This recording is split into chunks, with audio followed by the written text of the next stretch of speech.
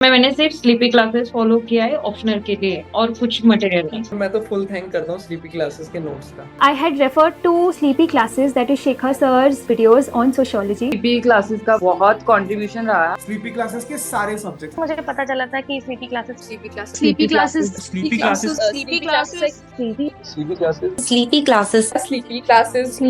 मेरा स्लीपी के साथ इंटरेक्शन हुआ। Sleepy classes I completely relied on your channel. सिर्फ स्लीपी की वीडियोस ही देखी है। Sleepy classes sleepy classes is one of those मतलब इंस्टीट्यूशन जहाँ पे सभी टीचर अच्छे हैं।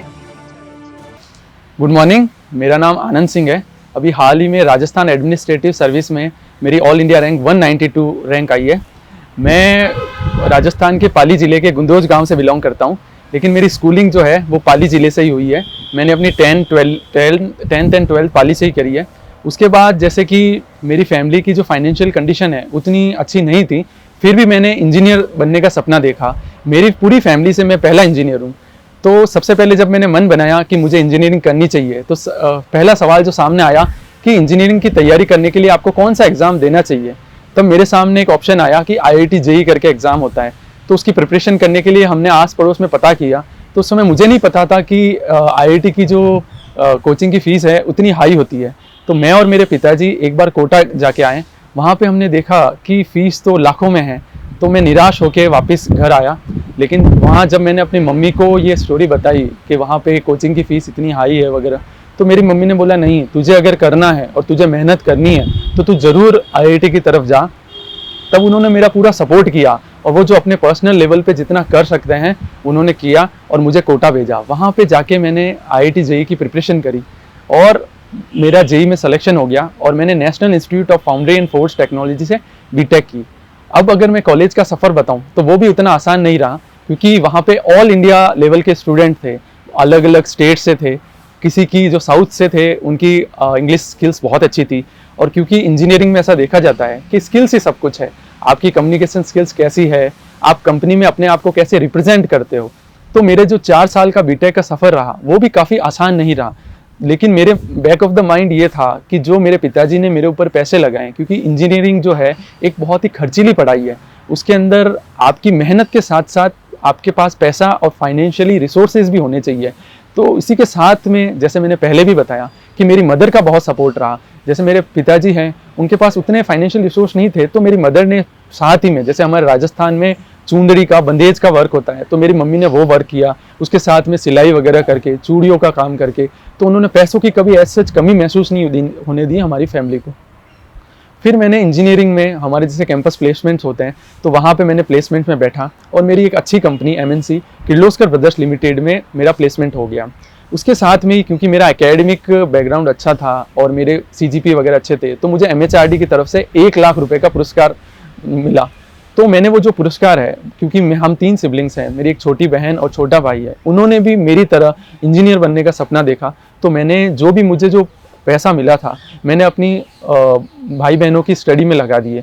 जो मेरी छोटी वाली बहन है वो और मैं, हम दोनों में बॉन्डिंग काफ़ी अच्छी है। हम दोनों आपस में यही बात करते थे कि कुछ भी हो जाए हमें बहुत ज़्यादा अच्छी मेहनत करनी है, ताकि हम न केवल अपनी फैमिली को, अपने एक पूरे समाज को ऊपर ले आ सके। क्योंकि राजस्थान में एक ऐसा देखा गया है कि लड़कियों को एजुकेशन के लिए उतना प्रोत्साहित नहीं किया जाता है। तो वहाँ पे मैंने अपने फादर को पहले कन्विंस किया, क्योंकि आसपास में ऐसा देखा जाता है और वैसा माहौल भी अभी कुछ सालों से ऐसे चला है कि लड़कियाँ जो है अपने टाउन से बाहर जाने में सेफ महसूस नहीं करती है और उनसे भी ज़्यादा उनके पेरेंट्स उसको लेके चिंतित रहते हैं। तो आसपास के लोगों ने भी ये चीज़ कहा कि अकेली बच्ची है, कहाँ भेजोगे पढ़ने के लिए। लेकिन मैंने और मेरी जो मदर है उन्होंने मेरे पापा को पूरा समझाया कि नहीं, अगर आपको अच्छी एजुकेशन चाहिए तो शहर को छोड़ के तो बाहर जाना ही होगा।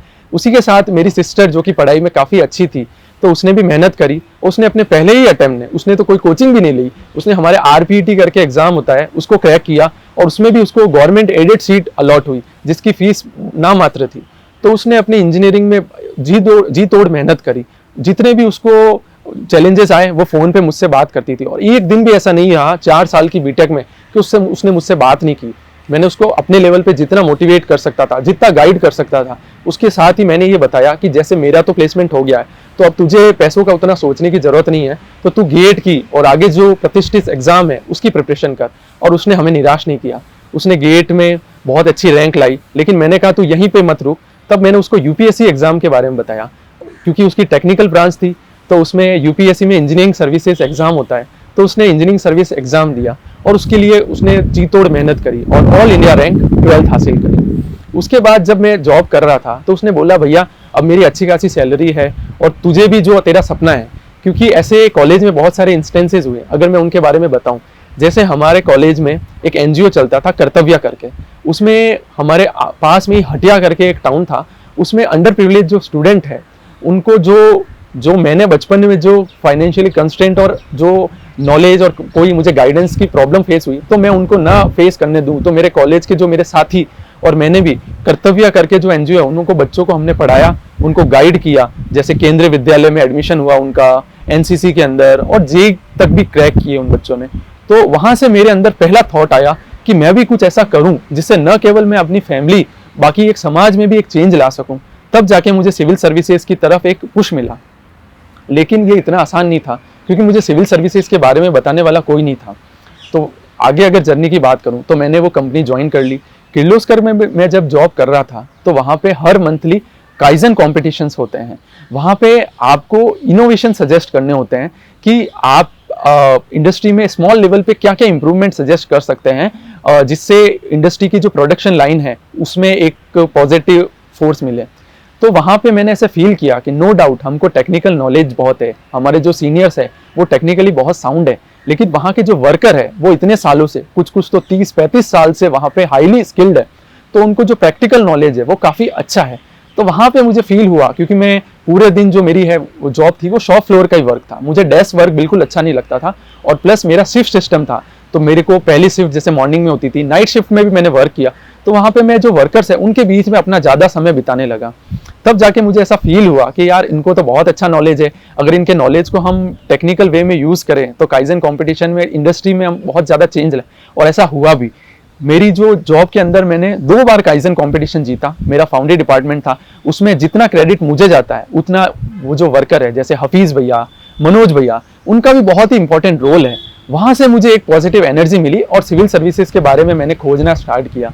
तो मैंने सबसे पहले यूट्यूब पे सर्च करना स्टार्ट किया कि मुझे कैसे प्रिपरेशन स्टार्ट करनी। वहाँ पे सबसे पहले जो एक आईएएस ऑफिसर सर है जितेंद्र कुमार सोनी, उनका वीडियो मेरे सामने पॉपअप हुआ, उनकी मैंने जर्नी देखी और उनकी एक बुक थी यादावरी, उनको मैंने वर्ड बाय वर्ड पढ़ा। वहाँ पे जब मैंने उनके सफ़र को देखा कि उन्होंने लवासना में वो जब बैठ के बुक लिखी कि उनकी जर्नी कैसे स्टार्ट हुई, वो एक नॉर्मल पंचायत लेवल से उन्होंने अपनी जर्नी स्टार्ट करी और लास्ट में आईएएस ऑफिसर बने, और उन्होंने सोसाइटी में बहुत चेंज लाया, जैसे कोविड में जो गरीब बच्चों के लिए जूतों की व्यवस्था करना और भी बहुत सारे, जैसे रास्ता खोलो अभियान। तो ये सब देख के मैं हाईली मोटिवेटेड हुआ। उसके साथ ही मैंने स्ट्रेटजी के लिए यूट्यूब पे भी बहुत सारे वीडियो देखे, तब मैंने अपना सफ़र स्टार्ट किया। और साथ ही मेरी सिस्टर जो है जिसका यूपीएससी में सिलेक्शन हुआ, उसने मुझे बोला भैया अब तू जॉब से थोड़ा ब्रेक ले ले और तू अपनी प्रिपरेशन पे फोकस कर। लेकिन कहीं ना कहीं जो स्टार्टिंग में जो मेरा सफ़र स्टार्ट हुआ था 12th के बाद, जो पैसों की ये किल्लत थी, तो मेरा मन नहीं माना, तो मैंने जॉब तो एकदम सडनली छोड़ी नहीं। मैंने कुछ अटैम्प्ट ऐसा सोचा कि मुझे जॉब के साथ ही देना चाहिए, तब मैंने यूपीएससी के भी अटैम्प्ट देना स्टार्ट किया और मैंने प्रीलिम्स क्लियर किए, मेंस तक पहुंचा, लेकिन अंतिम रूप से मेरा चयन नहीं हो पाया। इसी बीच में साल बीतते गए और मेरे ऊपर प्रेशर भी बढ़ता गया। मेरी सिस्टर कंटिन्यूसली मुझे बोलती रही भैया तू ब्रेक ले ले थोड़ा, ताकि तू फोकस के साथ पढ़ पाएगा, क्योंकि मैं जैसे इंडस्ट्री में मेरी पूरी मैन्युफैक्चरिंग प्लांट था जिसमें शिफ्ट सिस्टम लगता था, तो ऐसा होता था कि मेरा एक शेड्यूल नहीं बन पा रहा था कि मैं मॉर्निंग में पढूं या नाइट में पढूं या वीकेंड में पढूं। मेरा मेनली जो पढ़ाई होती थी वो संडे को ही होती थी, क्योंकि सैटरडे को भी हमारा ऐसे छुट्टी रहती नहीं थी। तो मैं प्रिपरेशन को जारी रखा। फिर जब उसके बहुत ज़्यादा इंसिस्ट करने पर मैंने फिर सोचा कि मुझे ब्रेक लेना चाहिए, तब मैंने जॉब से थोड़ा ब्रेक लिया और साथ में ही राजस्थान एडमिनिस्ट्रेटिव सर्विस के बारे में मुझे पता चला, तब मैंने उसके बारे में प्रिपरेशन स्टार्ट करी और राजस्थान के भी अटेम्प्ट देना स्टार्ट किया। 2023 वाले में मेरा प्रीलिम्स क्लियर हुआ, मेंस तक पहुंचा, लेकिन यहाँ पे भी मेरे सामने एक प्रॉब्लम खड़ी हो गई, क्योंकि राजस्थान में जो मेंस में टोटल 4 पेपर हुए, प्रीलिम्स में नो डाउट मेरे जो कट ऑफ से हैं काफ़ी अच्छे मार्क्स आ जाते थे, क्योंकि मेरा जो बैकग्राउंड था वो यूपीएससी से रिलेटेड था। लेकिन मेंस में जो पेपर 4 है वो मेरे लिए एक बहुत ही बड़ा चैलेंज हो के उभर के आया। तो मैंने पेपर 4 में उतना मुझे लगा हिंदी इंग्लिश का है, तो नॉर्मल इंग्लिश तो मेरी इंजीनियरिंग बैकग्राउंड से अच्छी हो ही गई थी, क्योंकि वहाँ पे कंपलसरी इंजीनियरिंग भी होती है फर्स्ट ईयर में और कंपलसरी इंग्लिश भी होती है फर्स्ट ईयर में, तो उससे मेरी इंग्लिश कवर होगी। लेकिन हिंदी को, जैसे हिंदी में यहाँ पे भी एकदम थॉरो लेवल पे आपको ग्रामर का नॉलेज अच्छा होना चाहिए, तो कंपोजिशन पार्ट में तो नो डाउट मैंने अच्छा कर लिया, लेकिन ग्रामर जो है, जहाँ पे बच्चे, एक एवरेज बच्चे भी बहुत अच्छा मार्क्स ला ले रहे हैं, 50 नंबर की ग्रामर होती थी, तो मेरे मात्र उसमें 15 से 18 नंबर तक आ पा रहे थे। तो ये चीज़ मैंने ध्यान भी नहीं दी थी, और उस समय मैंने टेस्ट सीरीज रिलेटेड कोई भी काम नहीं। और अगर मैं अपनी पूरी जर्नी की बात करूँ तो यूपीएससी में मैंने ऐसा कोचिंग नहीं ली, क्योंकि कोचिंग करने का मेरे पास टाइम भी नहीं था, मैं जॉब के साथ ही अपनी प्रिपरेशन कर रहा था। और आरएस में भी मुझे लगता है कहीं ना कहीं मैंने सेम मिस्टेक को दोहराया कि मैंने किसी टीचर की हेल्प तक नहीं ली। तो इससे मेरा पेपर 4 है मेरे लिए एक सेटबैक की फॉर्म में वर्क किया, और वहाँ से मैं मेंस में सक्सेसफुल हो नहीं पाया। तब मुझे फर्स्ट टाइम लगा कि नहीं, मुझे अब पूरी फुल फेथ के साथ प्रिपरेशन करनी चाहिए। तब मैंने जॉब से ब्रेक लिया, और मैंने जो 2024 में जो एक पॉजिटिव पॉइंट हुआ मेरे साथ कि 2023 के बाद तुरंत वैकेंसी 2024 में आ गई, क्योंकि जनरली ऐसा देखा गया है कि राजस्थान में जो वैकेंसी है वो हर 2 या 3 साल में एक बार आती है। 2018 के बाद 21 के बाद 23, और मुझे लगता है कि मेरी किस्मत अच्छी थी कि 23 के बाद 2024 में ही फिर से वैकेंसी आ गई। तब मैंने सोचा कि मुझे अब अपना पूरा फोकस है वो 2 चीज़ों पे रखना है। पहला तो जो पेपर 4 है उसमें भी स्पेशली हिंदी वाले पोर्शन पे, ग्रामर वाले पोर्शन में मुझे अपना पूरा फोकस करना चाहिए, और दूसरा मुझे आंसर राइटिंग पे बहुत ही ज़्यादा अपनी पकड़ मजबूत करनी होगी। तो उसके लिए मैंने प्रॉपर वे में एक टेस्ट सीरीज ज्वाइन करी, और वो भी मैंने ऑफलाइन टेस्ट सीरीज, ताकि मैं हर हफ्ते टेस्ट दे सकूँ और अपनी परफॉर्मेंस को इवेल्युएट कर सकूँ। और वो ही मेरे लिए एक पॉजिटिव पॉइंट की फॉर्म में उभरा। जब मैं मेंस दे रहा था, प्रीलिम्स मेरा क्लियर हो गया था, मेंस की जब मैं प्रिपरेशन कर रहा था, तो प्रीलिम्स के बाद मुझे 4 मंथ का टाइम मिला मेंस की प्रिपरेशन करने के लिए। तो जब मैं प्रिपरेशन कर रहा था तो इनिशियल 2 मंथ के बाद मुझे अपने स्टमक में पेन सा महसूस हुआ। तो मुझे ऐसा लगा कि क्योंकि मैंने अपना पूरा टाइम लाइब्रेरी में बिताना स्टार्ट कर दिया, तो मेरी स्पाइनल कॉर्ड में पेन होने लगा। तो मैंने उस चीज़ को इग्नोर करा, मैंने लगा कि मैं पूरे दिन लाइब्रेरी में बैठता हूँ उसके लिए हो रहा होगा, लेकिन कुछ ही समय बाद वो पेन जो है मेरे स्टमक में होने लगा, और बहुत ही ज़्यादा सीवियर पेन होने लगा। तो जब हमारा जो मेंस था वो 17 और 18 जून का हो रहा था, जितना मुझे याद है, तो उससे 2 या 3 दिन पहले रात में मेरा बहुत ज़्यादा पेन होने लगा। तो मैं अपनी सिस्टर से डेली बात करता था, तो मैंने उसको बताया कि मेरे स्टमक में बहुत ज़्यादा पेन हो रहा है। तो उसने बोला कि मे भी एसिडिटी से रिलेटेड हो सकता है या कोई गैस वगैरह होगी। तो मैंने मेडिसिन वगैरह ली, लेकिन वो पेन नहीं रुका। तो अब मेरे सामने दुविधा थी कि 2 दिन बाद मेरा मेंस एग्जामिनेशन है, अब मैं घर भी नहीं जा सकता था, क्योंकि जो मेरा सेंटर था वो जयपुर के अंदर ही था। तो अब मैंने मम्मी से बताया, तो मम्मी ने बोला 1 दिन के लिए घर आ जा, अपन ये वहाँ बता देते हैं, या मैं जयपुर आ जाती हूँ तो जयपुर में बता देते हैं। तो मैंने कहा कि अभी एग्जाम से 2 दिन पहले ये डिसीजन लेना करेक्ट नहीं होगा। तो मैंने उस चीज़ में एक डॉक्टर से मिल के आया, तो मैंने पेन किलर्स की कुछ दवाई ली। तो भगवान का ये आशीर्वाद रहा कि एग्जाम के दिन मुझे कोई पेन नहीं हुआ, लेकिन जैसे एग्जाम देखे मेरा मेंस काफ़ी हद तक अच्छा हुआ। तो हम आए तो मैंने देखा कि मेरे गॉल ब्लेडर के अंदर स्टोन है। तब उसके बाद मैं डॉक्टर से मिला और उन्होंने मुझे सर्जरी के लिए सजेस्ट किया। तब हमने सर्जरी कराई। बस मेरा एक ही सवाल था सर से कि सर मैं कब तक रिकवर हो जाऊंगा, क्योंकि मुझे इंटरव्यू की प्रिपरेशन करनी है। और मुझे कहीं ना कहीं लगता था कि मेंस के साथ इंटरव्यू का भी बहुत इंपॉर्टेंट रोल है और वहाँ पे मैं अच्छा परफॉर्म कर सकता हूँ, लेकिन अगर मैं फिजिकली फिट नहीं हूँ तो कहीं ना कहीं ये मेरी इंटरव्यू की प्रिपरेशन पे एक नेगेटिव इम्पैक्ट डालेगा। बट मेरा रिकवरी काफ़ी अच्छे से हो गई और मेरे ऑपरेशन के बाद मैं इंटरव्यू की फुल फ्लेज प्रिपरेशन में लग गया। लेकिन भगवान को कुछ और ही मंजूर था। इंटरव्यू की जैसे डेट राजस्थान में, जैसे यूपीएससी जो है वो एक साथ एक पीडीएफ निकालता है, उसके अंदर हमको पता चलता है कि आपकी इंटरव्यू की डेट कब आई है। लेकिन आरएस के अंदर ऐसा होता है कि आपको हर 15 दिन के अंदर एक फेज़ अलॉट होती है, उसमें पता चलता है कि आपका इंटरव्यू कब है। तो आरएस के जो इंटरव्यू वो 1 दिसंबर से स्टार्ट हो गए थे और मुझे ऐसा लगता था कि मुझे जल्दी से जल्दी प्रिपरेशन अपनी स्टार्ट करनी चाहिए। लेकिन जब मैंने प्रिपरेशन करी तो फर्स्ट फेज़ में मेरा इंटरव्यू नहीं आया, सेकंड में चेक किया नहीं आया, थर्ड, फोर्थ, फिफ्थ, तब तक मैं वेट कर रहा था, इंटरव्यू की फेज़ आई नहीं रही है।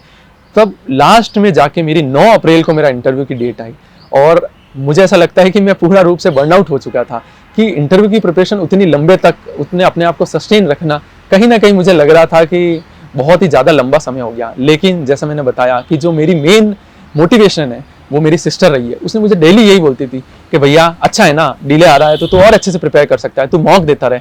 और ये जान को आपको थोड़ी सी आश्चर्य होगा कि मैंने लगभग 10 मॉक इंटरव्यू दिए, जो कि सब लोग आसपास बोलते हैं कि आपको 2-3 देने चाहिए, लेकिन मुझे ऐसा लगता था कि नहीं, मैंने इसको भी एज ए टेस्ट सीरीज की तरह सोचा कि मैं हफ्ते की तैयारी करता हूँ, हर 10 या 15 दिन में एक मॉक इंटरव्यू दे देता हूँ।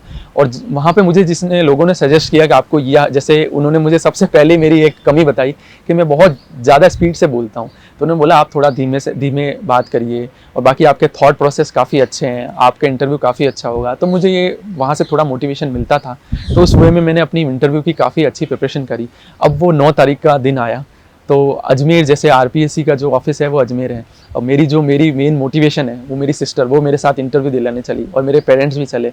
तो इंटरव्यू का दिन था, मेरा सेकंड शिफ्ट में इंटरव्यू था। अब जब मैं इंटरव्यू देने गया तो अंदर एंटर हुआ तो वहाँ पे टोकन्स लगे रहते हैं। अब मेरा टोकन भी सेकंड लास्ट आया, 17 नंबर टोकन आया और मेरा इंटरव्यू जो था वो 5:30 बजे स्टार्ट हुआ। तो मुझे ऐसा लगा, अगर मैं पूरी जर्नी को एक समअप करूँ तो ऐसा लगा कि हमारी जो पूरी जर्नी है वो हमारे हाथ में नहीं होती है, कुछ ना कुछ भगवान के हाथ में होती है। कि मुझे पहले लगा कि मुझे जल्दी सक्सेस मिल जाएगी, तो मैं आप सबको ये कहना चाहता हूँ कि कठिनाई जो है वो मेरे पाथ में हर स्टेज पे आई। भले वो स्टार्टिंग से मैं बात करूँ अपने प्रिपरेशन की या अपनी IIT JEE की सफ़र की, तब फाइनेंशियली कठिनाई आई। उसके बाद सेकंड कठिनाई में बात करूँ तो वो गाइडेंस की आई कि गाइडेंस मुझे था ही नहीं, किसी ने बताया ही नहीं कि मेरी कमियां क्या है। यूट्यूब पे मैंने सबसे इंपॉर्टेंट चीज़ और सबसे एक लकुना मैंने फेस किया कि सब कोई अपने पॉजिटिव एस्पेक्ट के बारे में बताना चाहता है कि मैं शुरू से ही अच्छा स्टूडेंट रहा हूँ और मुझे सब कुछ ही जल्दी मिल गया। लेकिन मेरे सफ़र में मैं बताऊँ तो मुझे सफलता भी काफ़ी देरी से मिली, सफ़र भी उतना आसान नहीं रहा और गाइडेंस तो बिल्कुल भी नहीं था, कोई बताने वाला नहीं था। मैं काफ़ी गलत रास्तों पे भी गया, जैसे किसी ने बोला NCERT पढ़ो तो मैं हर एक NCERT पे नोट्स बनाने लग गया। किसी ने मुझे स्टैंडर्ड बुक्स के बारे में बताया ही नहीं कि राजस्थान में कौन सी स्टैंडर्ड बुक्स पढ़नी चाहिए। किसी ने मुझे इस कोचिंग के बारे में सजेस्ट किया तो मैं उसकी बुक ले आया। तो मैं आपको बस, मेरा इस वीडियो का भी यही मकसद है कि मैं अपनी पूरी जर्नी से आपको ये बता पाऊँ कि कहाँ कहाँ पे आपको गलती नहीं करनी है। तो क्योंकि ये सिविल सर्विसेज का जो सफ़र है ये काफ़ी लंबा होता है। ये न केवल आपकी एनर्जी, मनी, बल्कि आपकी हेल्थ को भी डिटेरियोरेट कर देता है। आपको लंबे समय तक एक चेयर के ऊपर और एक बंद कमरे के अंदर अपनी प्रिपरेशन को जारी रखना होता है। पूरे समाज को, लोगों को, आस पड़ोस को सबको लगता है कि हमको इग्नोर कर रहा है, कोई शादी वगैरह में नहीं आता। लेकिन ये मैं और मेरी फैमिली जानती है कि ये कुछ साल कितने कठिनाई से बीते मेरे साथ। उनको सबको लगता है कि ये हमसे बात क्यों नहीं कर रहा, किसी से मिल क्यों नहीं रहा। लेकिन वो सफ़र मुझे लगता है कि क्योंकि मैंने ये सफ़र का चयन मैंने खुद से किया था, तो मुझे लगता था कि जब तक मंजिल मुझे नहीं मिल जाती मुझे सफ़र को जारी रखना है और उसको मैंने जारी रखा है। और फिर मैं इंटरव्यू की, जैसे मैं बता रहा था कि 5:30 बजे मेरा इंटरव्यू का नंबर आया। जब मैं एंटर किया तो कहीं ना कहीं जब मैं बाहर बैठा था, मैं 12:30 से लेकर 5:30 तक मैंने वेट किया। तो मुझे कहीं ना कहीं जो मैंने अपना सफ़र स्टार्ट किया, जो मैं आपके साथ में अभी शेयर कर रहा हूँ, ये पूरा मेरे को रिवाइंड हो रहा था कि कैसे मैंने अपनी प्रिपरेशन स्टार्ट की, कैसे मेरे घर वालों मेरा सपोर्ट किया। और सबसे इंपॉर्टेंट जो मेरी सिस्टर है, उसकी जो मैंने इतने दिनों से, हम इंटरव्यू से पहले जो बात कर रहे थे, सारे मेरे सामने घूमने लगी। तो जब मैं उस रूम के अंदर एंटर हुआ तो नो डाउट मैं थोड़ा नर्वस भी था। तो जब मैं एंटर हुआ तो सर ने मुझे काफ़ी कंफर्ट किया और मैं वहाँ बैठा, मैंने अपना जितना हो सका अपना बेस्ट दिया। और इंटरव्यू के अंदर मैंने पर्सनल लेवल पे ये फील किया है कि मेंस, प्रीलिम्स और इंटरव्यू में ये फ़र्क होता है कि मेंस के अंदर आप हर एक क्वेश्चन में कुछ ना कुछ लिख सकते हो, लेकिन इंटरव्यू में जो आपको आता है आपको वही बोलना चाहिए। कहीं पे भी कुछ गलत आंसर नहीं देना चाहिए। जैसे मेरे इंटरव्यू में कुछ क्वेश्चन ऐसे भी हुए क्योंकि मेरा फील्ड जो इंजीनियरिंग फील्ड था और कुछ क्वेश्चन मेडिकल फील्ड से भी थे जिसके मैं सहज रूप से आंसर नहीं दे पाया, तो मैंने क्लियरली बोला सॉरी सर मुझे नहीं पता। और जब मैं इंटरव्यू देके बाहर आया तो मेरी सिस्टर ने मुझे पूछा कि कैसा हुआ भैया तेरा इंटरव्यू, क्या तू बोलता है। मैंने बोला मैंने अपना बेस्ट दिया है, लेकिन मैं जैसे, क्योंकि मैंने काफ़ी मॉक इंटरव्यू दिए थे और उन्होंने फीडबैक, क्योंकि यहाँ पे तो कोई फीडबैक होता नहीं है, मॉक इंटरव्यू में उन्होंने मुझे बहुत अच्छा फीडबैक दिया था और उन्होंने काफ़ी लोगों से मेरी तुलना भी करी थी कि आपकी पर्सनैलिटी वैसी है, आप बहुत अच्छा करोगे। तो मुझे कहीं ना कहीं ऐसा लगा कि मैं और अच्छा कर सकता था। तो मैं मायूस तो नहीं कहूँगा, लेकिन अपने परफॉर्मेंस से उतना सेटिस्फाइड भी नहीं था। लेकिन जब रिजल्ट आया तो मुझे लगा कि मेरे इंटरव्यू में one of the highest marks थे, काफ़ी अच्छे थे मार्क्स थे। तो इससे मुझे पता चला कि इंटरव्यू में आप अपने आप को जज नहीं कर सकते, क्योंकि वो आपको क्या देख रहे हैं, क्योंकि आपकी वहाँ ओवरऑल पूरी पर्सनैलिटी देखी जाती है। एक आपके आंसर से आपके नॉलेज को चेक नहीं कर रहे हैं। आपका रूम में एंटर करने से लेके आप जब रूम को लीव कर रहे हो, वो पूरा एक जर्नी का पार्ट है। तो ये सब मेरा सफ़र रहा और इस वीडियो का मेन मकसद ही आपको यही बताना है कि लोगों की लाइफ में बहुत सारी मुसीबतें आती है और अगर आप सिविल सर्विसेज की तैयारी करें या जैसे मेरी सिस्टर ने इंजीनियरिंग सर्विसेज की तैयारी करी और मेरा छोटा भाई जो खुद अभी इंजीनियरिंग कर रहा है NIT कैलिकट से, हम तीनों भाई बहन का सफ़र काफ़ी मुश्किल रहा है। लेकिन इसमें एक चीज़ जो कॉमन है वो है पेरेंट्स का कॉन्स्टेंट सपोर्ट। तो जो मेरी मेन अपील है, क्योंकि मैं राजस्थान के मारवाड़ एरिया से आता हूँ और वहाँ पे जो मेन प्रॉब्लम जो देखी गई है और हमारी फैमिली में, हमारे समाज में भी ये जो प्रॉब्लम देखी गई है कि बच्चियों को जल्दी शादी करवा देते हैं, उनको ऐसा एज ए असेट नहीं देखा जाता है, उनको एज ए लायबिलिटी देखा जाता है कि हम बच्चियों की जल्दी शादी करवा देंगे, वो जल्दी से सेटल हो जाएगी और हमारे ऊपर से एक रेस्पॉन्सिबिलिटी कम हो जाएगी। तो मेरी तो सबसे पहले अपने समाज से, अपने जो एरिया से और पूरे होल इंडिया से यही अपील है कि जो बच्चियां हैं आजकल बहुत वंडर्स कर रही है। आप कोई 10-12 के रिजल्ट देख लो, इंजीनियरिंग के रिजल्ट देख लो, नीट के रिजल्ट देख लो या सिविल सर्विसेज के रिजल्ट देख लो, लड़कियां जो है अपने आप को हर लेवल पे एक कसौटी पे खरी उतर रही है, अपना जो रिजल्ट है काफ़ी बेहतर लेके आ रही है, और लड़कों को तो उन्होंने काफ़ी पीछे छोड़ दिया है। तो आप अपनी बच्चियों को काफ़ी हद तक एजुकेट करिए और उन पे ऊपर भरोसा दिखाइए, और जो फाइनेंशियली कंस्टेंट है, मेरे पर्सनल लेवल पे मुझसे जो हेल्प रहेगी, मेरी प्रशासन में आने का जो मेन मकसद है या जो मेरे मेन मोटिवेशन है वो है शिक्षा के अंदर कुछ बदलाव लाना, हेल्थ सर्विस को काफ़ी बेहतर करना और गाइडेंस देना बच्चों को। क्योंकि मेरा जो सफ़र है वो कर्तव्य नाम के एनजीओ से स्टार्ट हुआ था, और अब प्रशासनिक सेवा के अंदर भी एजुकेशन सेक्टर में काफ़ी रिफॉर्म बाकी है जिसको मैं कर सकता हूँ। और दूसरा, जैसे गाइडेंस नहीं था, तो जैसे मैंने भी कोचिंग नहीं ली, तो ऐसा नहीं है आप कोचिंग लोगे तभी आपको सफलता मिलेगी। नो डाउट कोचिंग आपको एक प्रॉपर गाइडेंस प्रोवाइड करता है, लेकिन गाइडेंस के दूसरे भी काफ़ी साधन है। अगर आप फाइनेंशियली उतने साउंड नहीं है और आपको लगता है कि इतनी महंगी कोचिंग है, जैसे अभी यूपीएससी की कोचिंग की बात करें तो 2 लाख के आसपास कोचिंग की फीस बैठती है, और आरएस की कोचिंग लगभग 1 लाख के आसपास हो गई है।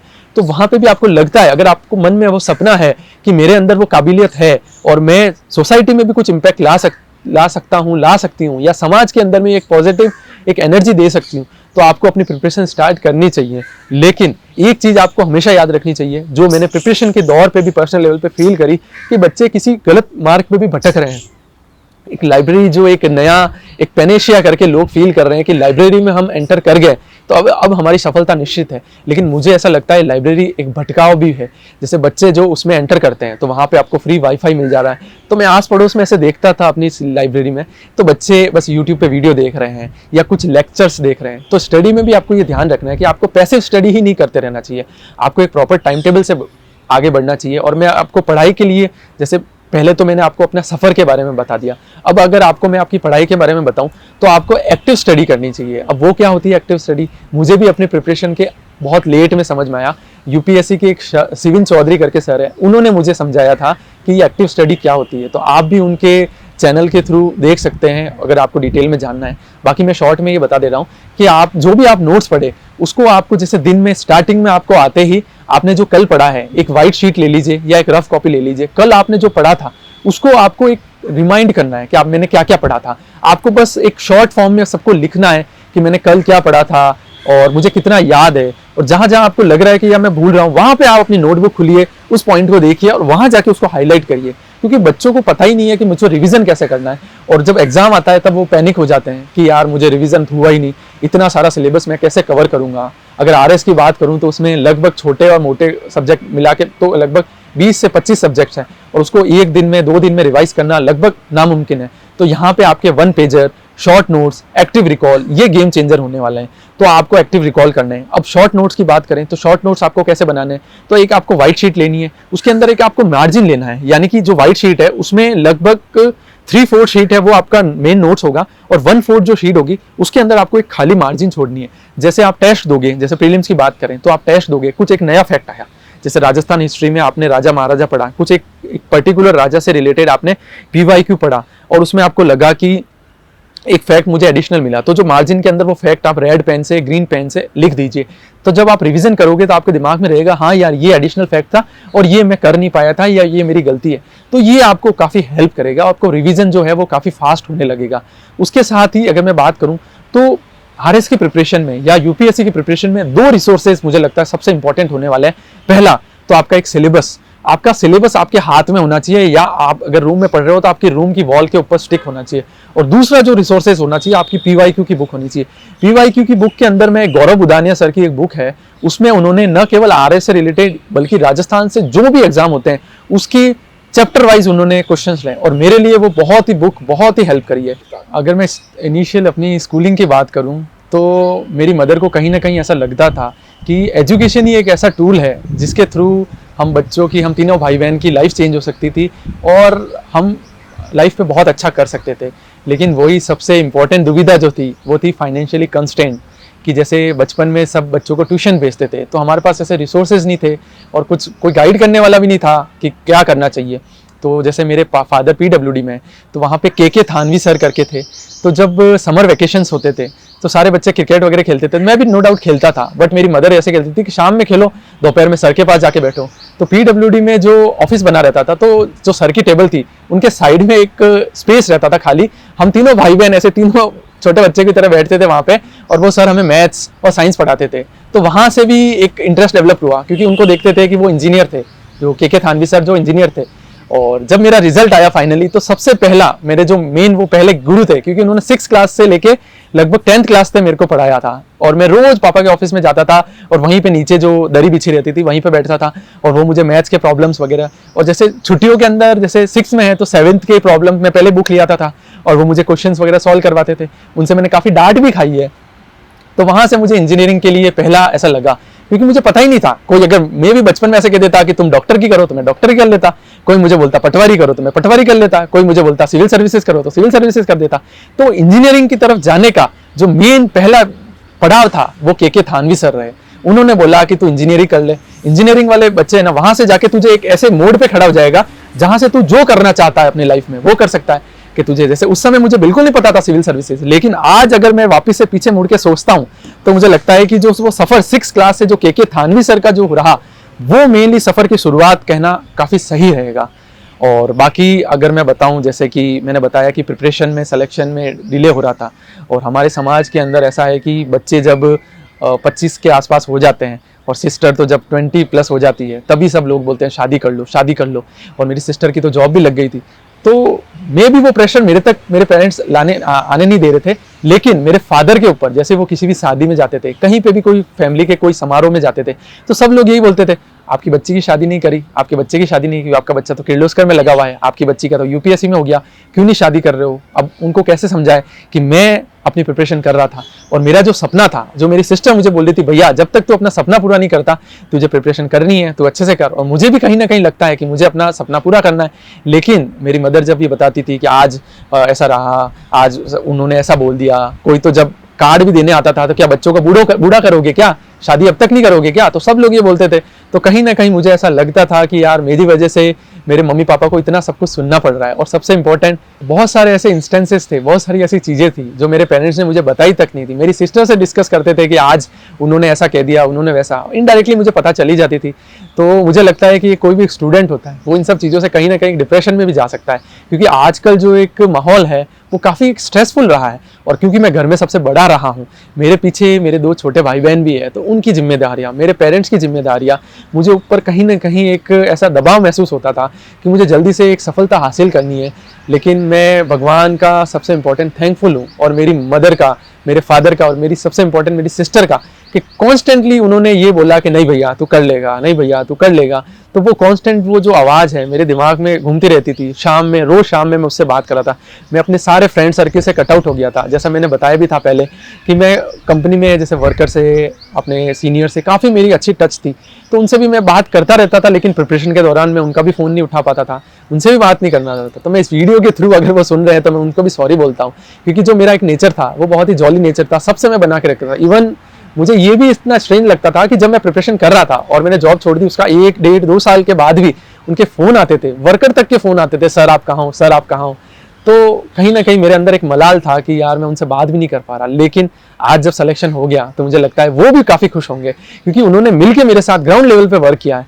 और ये जो सफलता है वही जो आपको एक अंतिम, एक मेन, आप अपने मुकाम तक पहुँचते हो, तब जाके आपको लगता है कि यार ये सारी पूरी जर्नी वर्थ इट थी। और इस जर्नी ने मुझे काफ़ी हद तक बहुत कुछ सिखाया है। जब मेरी सिस्टर का UPSC के अंदर सिलेक्शन हुआ तो नो डाउट सब लोग बहुत खुश हुए, सब लोग उससे कॉन्ग्रेचुलेट कर रहे थे, उसके साथ मुझे कर रहे थे कि यार तेरा बहुत ही ज़्यादा गाइडेंस रहा। लेकिन अगर मैं पूरे जर्नी की बात बताऊं तो मुझे लगता है कि जैसे एक माँ होती है वो अपने बच्चे का पूरा ध्यान रखती है, उसको अपने मुकाम तक पहुंचाती है, फादर जो होते हैं उसकी एक बैकबोन बनते हैं, वैसे मेरे केस में मेरी सिस्टर जो है उसने मुझे एक कांस्टेंट मोटिवेशन प्रोवाइड किया। फाइनेंशियली मुझे पैसों की कभी कमी महसूस नहीं होने दी। जैसे कि बहुत ही टेस्ट सीरीज की कोई लेनी है, उसके लिए जो भी पैसे लग रहे हैं, तो उसने बोला भैया तू बिंदास ले, तुझे जो बुक्स लेनी है, जो भी तैयारी करनी है, जयपुर जाके रहना है, तुझे इंटरव्यू के लिए प्रिपरेशन करनी है, रूम लेना है, तू अच्छा रूम ले, शांति से तू अपनी पढ़ाई वगैरह सब कुछ कर। तो मुझे ऐसा लगता है, जैसे बहुत सारे ऐसे एग्जाम्पल हुए हैं, जैसे बोला कि एक माँ ने बच्चों की लाइफ चेंज कर ली, एक बेटी ने अपने माता पिता की लाइफ चेंज कर दी, तो वैसे ही मैं कहना चाहता हूँ मेरी सिस्टर ने जो है मेरी लाइफ चेंज कर दी। उसने मेरी लाइफ में मुझे न केवल अपने पाँव पे खड़ा किया, बाकी जो मेरा जो एक सपना था उसको साकार करने में एक बहुत ही ज़्यादा महत्वपूर्ण भूमिका निभाई है, और उसके लिए मैं पूरी ज़िंदगी भर उसका एक ऋणी रहूँगा। और मैं हर कोई ऐसा चाहता हूँ कि जैसे मुझे वैसी सिस्टर मिली, हर किसी को भी ऐसी सिस्टर मिले जो एक कांस्टेंट एक भाई को कांस्टेंट सपोर्ट देती रहे कि यार भैया तुझे करना है, तुझे करना है। और वो मेरी एक, वो बेशक मुझसे छोटी है, वो मुझसे 2.5 साल छोटी है, लेकिन वो जब मुझसे बात करती है तो मुझे ऐसा लगता है कोई मेरा कोई बड़ा मुझे समझा रहा है, मुझे कोई गाइड कर रहा है कि ऐसे तैयारी करनी। जब मैं इंटरव्यू की प्रिपरेशन कर रहा था तो फ़ोन पे भी वो मुझे कि भैया एक टॉपिक अपन डिस्कस करते हैं, तो वो टॉपिक हम दोनों आपस में डिस्कस करते थे, मैं उसको बताता था, तो मुझे बोलती थी भैया ऐसे तू बोल सकता है, इस टाइप से बोल सकता है, इसको थोड़ा और शॉर्ट कर सकता है, उतना डिटेल में नहीं जा सकता, टू द पॉइंट बात कर सकता है। ये छोटे छोटे जो पॉइंट्स हैं उसमें भी उसने मेरी हेल्प करी। तो होल प्रिपरेशन में मुझे लगता है कि उसका भी बहुत इंपॉर्टेंट रोल रहा। जब मैं टेस्ट भी देता था तो जो टेस्ट के रिजल्ट आते थे तो मैं इसको बताता था, देख मेरा आज ये रैंक लगी, आज मेरी वो रैंक लगी, तो मुझे बोलती थी हाँ भैया और इम्प्रूव करना है, इस बार अगला टारगेट है टॉप 10 में आना है। तो कहीं ना कहीं मुझे ऐसा लगता है कि प्रिपरेशन में जैसे बच्चे आइसोलेशन में जाके तैयारी करते हैं, तो मैं भी आइसोलेशन में गया था, लेकिन मैं अपनी सिस्टर से कट आउट नहीं हुआ था, डेली उससे आधा घंटा 1 घंटा बात करता था। तो आप अपने पेरेंट्स से बात कर सकते हैं, आपकी मदर से बात करते हैं, या कोई आपको लगता है कि आपका कोई एकदम अच्छा फ्रेंड है जो आपको डिस्टर्ब ना करे लेकिन अच्छे से आपकी बातों को समझ सके, तो आप उसको बात कर सकते हैं। क्योंकि एक जर्नी बहुत लंबी है, मैंने भी काफ़ी फेलियर्स देखे हैं, तो फेलियर्स के कारण डिप्रेशन भी आया, माइंड के ऊपर बहुत प्रेशर भी आया। मुझे लगा यार क्या मैं सही कर रहा हूँ, क्या मैं अपने सपने के लिए ऐसा तो नहीं कर रहा कि मेरे पेरेंट्स को बहुत अनड्यू प्रेशर ही दे रहा हूँ। मेरी सिस्टर भी कहीं ना कहीं मन में ऐसा था कि यार सेटल हो जाए लाइफ में, शादी हो जाए उसकी भी, लेकिन मुझे लग रहा था कि मेरे सपने के कारण या मेरी जर्नी के कारण सभी एक स्टेगनेंट वाली पोजीशन पे हैं।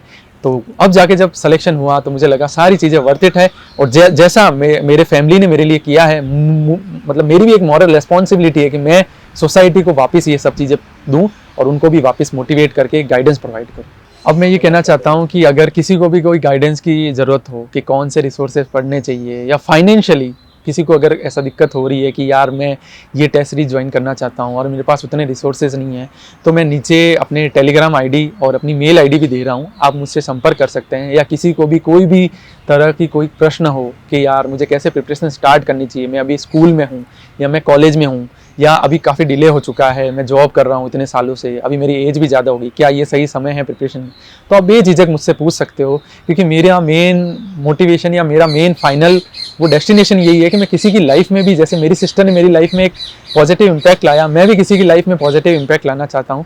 तो इन सब में मैं ऑलवेज आपका वेलकम है, आप बिल्कुल अप्रोच कर सकते हैं। प्रिपरेशन के दौरान जैसे DKT का प्लेटफॉर्म था, उसके ऊपर भी मैं काफ़ी टॉपर्स के वीडियो देखता रहता था, वो भी अपनी सफलता की स्टोरी वगैरह बताते थे। और आपको ये जान के खुशी होगी कि मेरी सिस्टर जिसका नाम डिम्पल सिंह पंवार है, उसका भी वीडियो DKT पे है।